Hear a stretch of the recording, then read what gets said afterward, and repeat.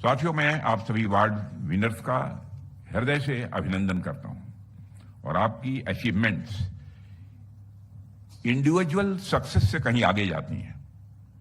Tanks, missiles, rocket systems और aircraft में use होने वाली टेक्नोलॉजी डेवलप करके आपने देश की सुरक्षा व्यवस्था को मजबूती लाने का काम किया है। ऑपरेशन सिंदूर ने यह पूरी तरह से स्पष्ट कर दिया कि हमारे स्वदेशी सिस्टम्स भारत की ऑपरेशनल रेडीनेस को मजबूत कर रहे हैं और यह सब डीआरडीओ के साइंटिस्ट, इंजीनियर्स और टेक्निकल टीम्स की कलेक्टिव इफोर्ट का ही यह परिणाम है। और साथियों, हम आज जिस समय में खड़े हैं, आप सब जानते हैं, वो भारत के लिए बहुत ही एक निर्णायक समय है, बहुत ही डिसाइसिव यह टाइम है। रिसर्च से लेकर प्रोटोटाइप तक, प्रोटोटाइप से लेकर टेस्टिंग तक और टेस्टिंग से लेकर डिप्लॉयमेंट तक के बीच का समय हमें कम करना होगा। आर्म्ड फोर्सेज में टाइमली इंडक्शन हमारी परफॉर्मेंस का सबसे बड़ा पैरामीटर होना चाहिए और मैं समझता हूं कि आज की यही असल चुनौती है।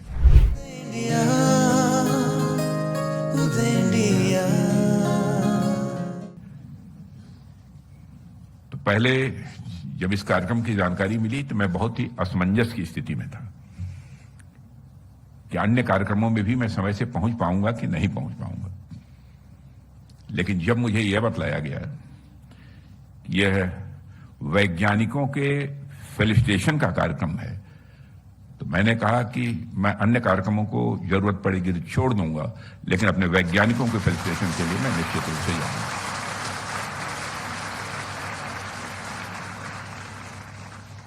और सचमुच आप सबसे मिलकर मुझे बेहद खुशी हो रही है। और जब अमित शर्मा बोल रहे थे तो उन्होंने कहा कि इस आंगन में और प्रांगण में आप सभी लोगों का हार्दिक स्वागत है।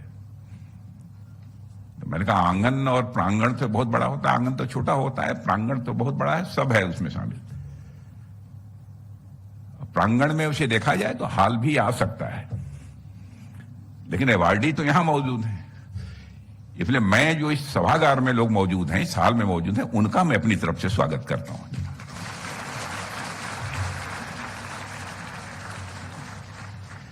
साथियों, आज हम सब आप सबके जो सर्वश्रेष्ठ प्रदर्शन रहे हैं उसके लिए आप वैज्ञानिकों को सम्मानित किया है हम लोगों ने।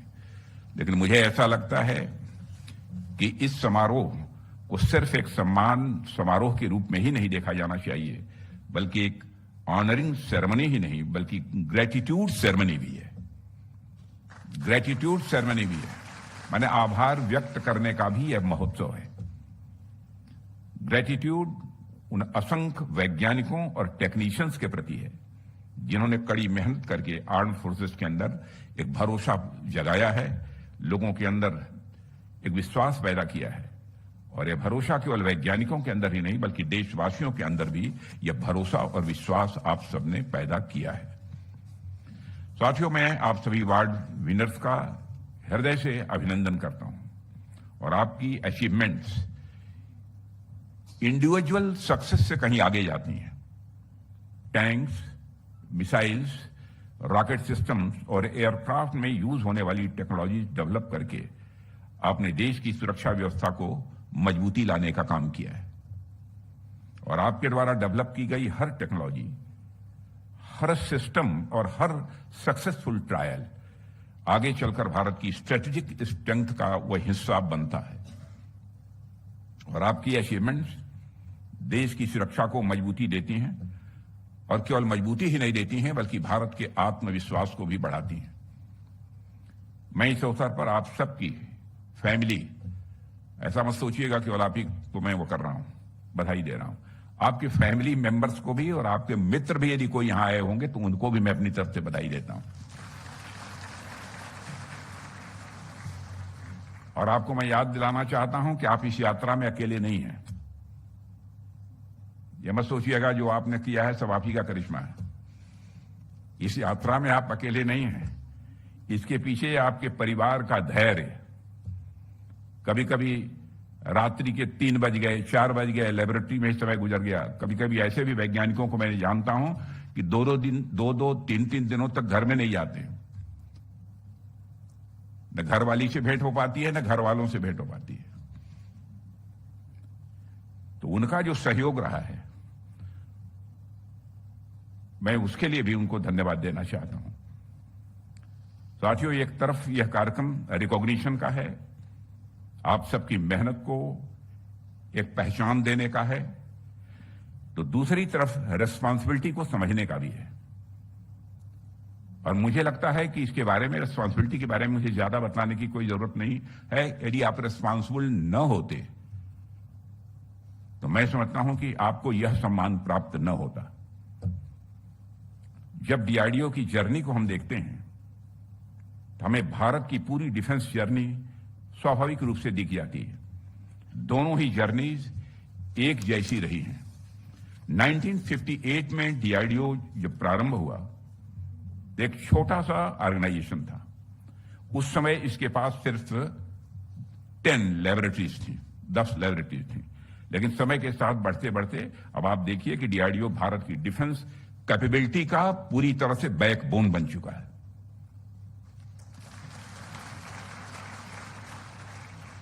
और साथियों, आज डीआरडीओ के पास लगभग 45 लेबोरेटरीज हैं जो aeronautics, missiles, electronics, armaments, naval systems, life sciences और एडवांस कंप्यूटिंग जैसे क्रिटिकल क्षेत्रों में बखूबी काम कर रही हैं। चाहे मिसाइल्स टेक्नोलॉजी हो, चाहे राडार सिस्टम हो, इलेक्ट्रॉनिक वारफेयर हो या लाइट कम्बैट एयरक्राफ्ट, डीआरडीओ ने भारत के इक्विपमेंट के साथ साथ सेल्फ रिलायंस का एक आत्मविश्वास भी दिया है। और लगभग ऐसी ही इवॉल्विंग जर्नी हमें भारत के डिफेंस सेक्टर में भी देखने को मिलती है। दशकों तक हमारी डिफेंस रिक्वायरमेंट्स विदेशी टेक्नोलॉजी पर निर्भर रही हैं और उस समय परिस्थितियां भी ऐसी थीं और ऑप्शंस भी बहुत ही लिमिटेड थे। लेकिन आज भारत एक अलग दौर में खड़ा है।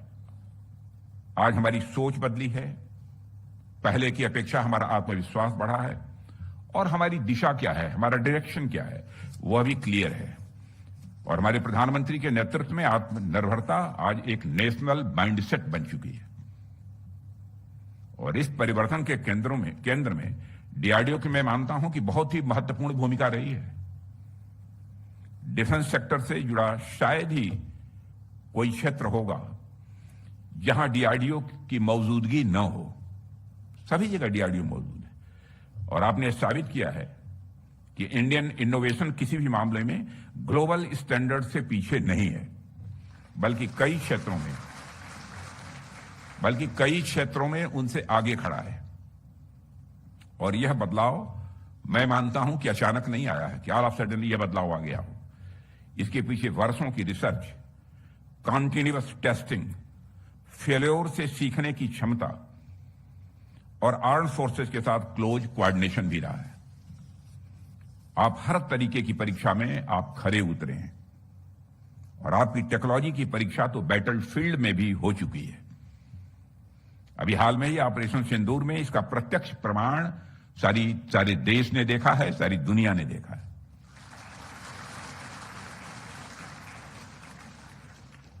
यह आपकी ही टेक्नोलॉजी की वह परीक्षा थी। भारत के शौर्य और पराक्रम की यह तो थी ही परीक्षा, लेकिन आपकी टेक्नोलॉजी की भी परीक्षा थी और उसमें आप पास कर गए।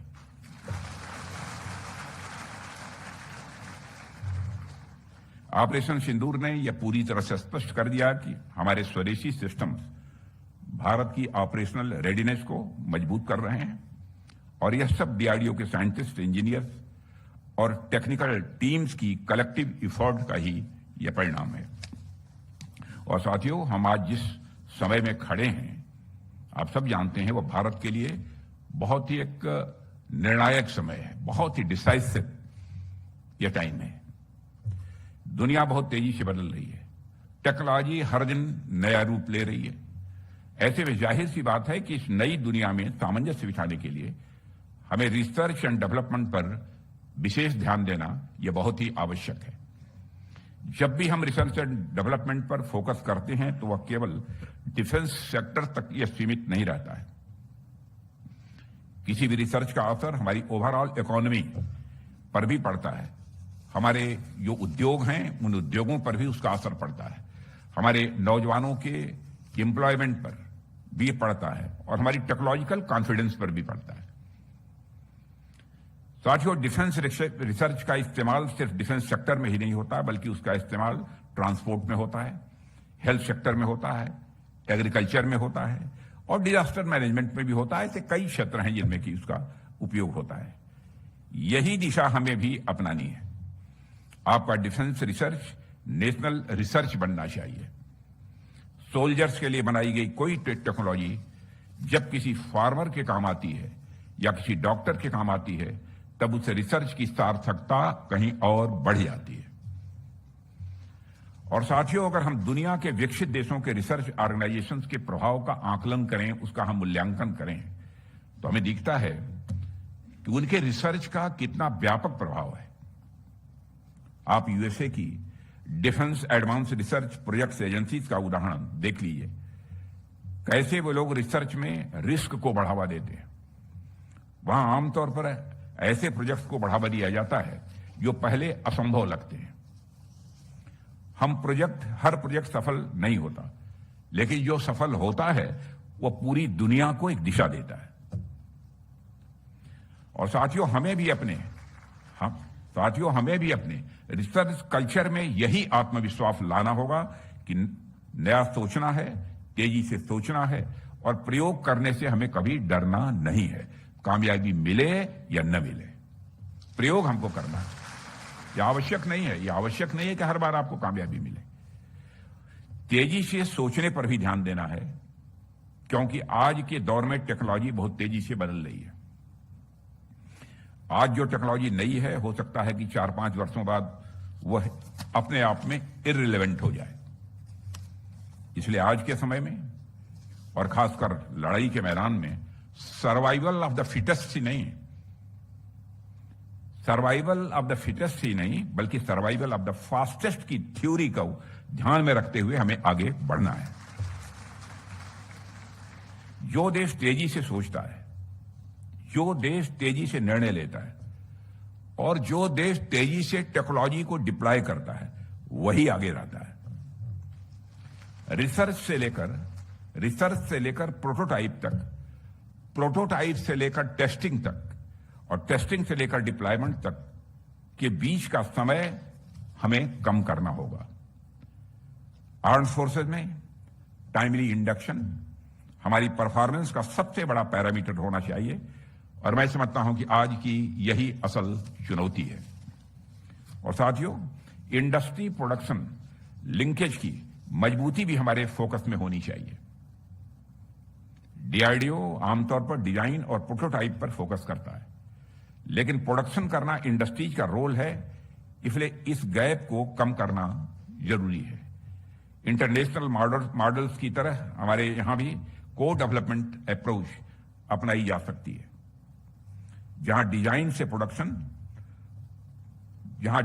प्रोडक्शन तक और इंडस्ट्री अर्ली स्टेज से जुड़ी हो। साथियों, आज के दौर में दुनिया में काम करने के तौर तरीकों में एक बहुत बड़ा बदलाव आप सब भी महसूस कर रहे होंगे, दिखाई दे रहा है। ट्रेड हो या गवर्नेंस, हर जगह बदलते समय के अनुसार एक्ट करने की जरूरत है। इसी भावना के साथ 2025 को हमने रक्षा मंत्रालय में ईयर ऑफ द रिफॉर्म्स घोषित किया और इस दौरान हमने कई रिफॉर्म्स भी किए और इसी क्रम में डीआरडीओ में भी रिव्यू कमेटी के रिकमेंडेशंस के आधार पर कई ऐसे सुझावों को लागू किया जा चुका है और मुझे पूरा विश्वास है कि ये रिफॉर्म्स डीआरडीओ के साथ साथ पूरे डिफेंस इकोसिस्टम को और अधिक सशक्त बनाएंगे। साथियों, किसी भी रिसर्च ऑर्गेनाइजेशंस की सबसे बड़ी पूंजी पैसा नहीं होती है। सबसे बड़ी पूंजी यदि कोई होता है, उसके लोग होते हैं, जो काम करने वाले उसमें होते हैं। और आपके साइंटिस्ट, आपके इंजीनियर्स और आपके टेक्नीशियंस हैं आपकी असली ताकत है। उन्हें सीखने के अवसर देने होंगे, उन्हें नेतृत्व की जिम्मेदारी देनी होगी और उन्हें यह भरोसा देना होगा कि उनके आइडियाज को निश्चित रूप से सुना जाए, वह सही हो या गलत हो, लेकिन सुना जाएगा। यह पेशेंस भी होना चाहिए। मैंने देखा है कुछ लोगों के अंदर यह पेशेंस नहीं होता। रिसर्च में फेल्योर्स भी होते हैं। फेल्योर्स हैं तो उसे आपको निश्चित रूप से कुछ नया सीखते होंगे कि हमें आगे क्या करना चाहिए, क्या इसमें सुधार करने चाहिए। जरूरी है कि हर अनुभव से कुछ सीखा जाए। और साथियों, अच्छी बात यह है कि आप सबने लगातार अपने अनुभवों से कुछ न कुछ सीखा है, जैसा मैंने पिछले 6-7 वर्षों में महसूस किया है, आप लोगों से मिलकर, आप लोगों के बीच आकर, आप लोगों को सुनने के बाद। और मुझे याद है कुछ समय पहले मैं डीआरडीओ के बड़े ऑफिशियल्स के साथ बातचीत में एक लक्ष्य डीआरडीओ को दिया था और मैंने कहा था कि अगर हम डीआरडीओ के हर लैब के लिए एक मिशन मोड प्रोजेक्ट को आइडेंटिफाई करें और 1 वर्ष में कंप्लीट करें तो हर वर्ष हम 80 से 100 प्रोजेक्ट्स पूरे कर सकते हैं। लेकिन 100 मैं कह रहा हूं तो 80 या 100 ही होने चाहिए, आवश्यक नहीं है। वो 50-60 भी होंगे चलेगा, वो 40 भी होंगे तो चलेगा, क्योंकि मैं जानता हूं, क्योंकि मैं भी साइंस का स्टूडेंट रह चुका हूं, फिजिक्स का स्टूडेंट रह चुका हूं, इसलिए मुझे मालूम है। मैं भी रिसर्च कर चुका हूं, इसलिए मालूम है कि आवश्यक नहीं है कि उसमें कामयाबी मिल ही जाए, लेकिन प्रयत्न होते रहना चाहिए, निराश नहीं होना चाहिए। और मुझे यह जानकर बहुत खुशी हुई है कि आपने मेरे सुझावों पर काम करते हुए इस दिशा में सकारात्मक प्रयास भी आपने किए हैं और अपने लक्ष्यों को आपने प्राप्त किया है। मैंने बस फोकस तरीके से एक सेंस ऑफ अर्जेंसी में काम करके रिजल्ट प्रोड्यूस करने की बात की थी और आपने उसे चरितार्थ भी कर दिखाया है। इसलिए आप सबको मैं बधाई देता हूं, लेकिन मैं यह भी आपसे कहना चाहूंगा, आपने जिस तेजी से, जिस क्वालिटी के साथ इन टारगेट्स को अचीव किया है, वह इतिहास का हिस्सा बनकर न रह जाए। यह भी सावधानी बरतनी होगी। वह सिर्फ वन टाइम अचीवमेंट बनकर न रह जाए। आपको अब इस स्पीड को अपना स्वभाव बना लेना होगा। इस स्पीड को आपको अपना स्वभाव बना लेना होगा। जिस सर्वाइवल ऑफ द फास्टेस्ट की बात मैंने की, उसे अब डीआरडीओ के वर्क कल्चर में पूरी तरह से इनकलकेट करना होगा। और साथियों, अंत में मैं कुछ और सुझाव भी आपको देना चाहूंगा। आप डिफेंस के क्षेत्र में एपेक्स रिसर्च ऑर्गेनाइजेशन है, जाहिर सी बात है आपकी जिम्मेदारियां भी बहुत ज्यादा हैं। आप लोगों को अंदाज नहीं होगा, आप लोगों के प्रति जो लोग जानते हैं, पढ़े लिखे लोग हैं, आप लोगों के प्रति, लोगों के मन में, वैज्ञानिकों के प्रति एक सम्मान का भाव है। स्वाभाविक है, इसके कारण आपकी जिम्मेदारियां भी बहुत ज्यादा हैं। इसलिए मैं समझता हूं आपको रिसर्च के क्षेत्र में रिस्क लेने का भी साहस दिखाना चाहिए, करना चाहिए। आप उन सेक्टर से अब आगे बढ़िए जहां प्राइवेट सेक्टर ने पहले ही अपनी कैपेबिलिटी डेवलप कर ली है। आप ऑर्गेनाइजेशन के अंदर ही अलग से एक विंग बना सकते हैं जो उन सेक्टर्स में जोखिम उठाएं जहां वैसे तो सफलता की संभावना दिखने में तो बहुत कम है, लेकिन अगर उसमें सफलता मिलती है तो मैं समझता हूं अपने में वो हिस्टोरिक होगा। इसके अलावा मैं आपसे यह भी कहना चाहूंगा कि आप पब्लिक सेक्टर अंडरटेकिंग्स और प्राइवेट सेक्टर के साथ बढ़ चढ़कर सहयोग करिए। खुले मन से अपना नॉलेज उनके साथ शेयर कीजिए। और मैं जानता हूं कि साइंटिस्ट अपने इंटेलेक्चुअल प्रॉपर्टी राइट्स को लेकर थोड़े से प्रोटेक्टिव रहते हैं। ये सही बात है? नहीं, थोड़ा तो रहता है, थोड़ा रहता है, और स्वाभाविक भी है, मनुष्य हैं। लेकिन अब समय आ गया है कि हम कन्वेंशनल एरिया से बाहर निकलें। जैसे इसका एक एग्जाम्पल आप देखिए, यह डीआरडीओ और हिंदुस्तान एरोनॉटिक्स लिमिटेड के बीच नॉलेज शेयरिंग का ही प्रमाण है कि लाइट कम्बैट एयरक्राफ्ट तेजस हमारे लिए एक बड़ी अचीवमेंट के रूप में सामने आया है।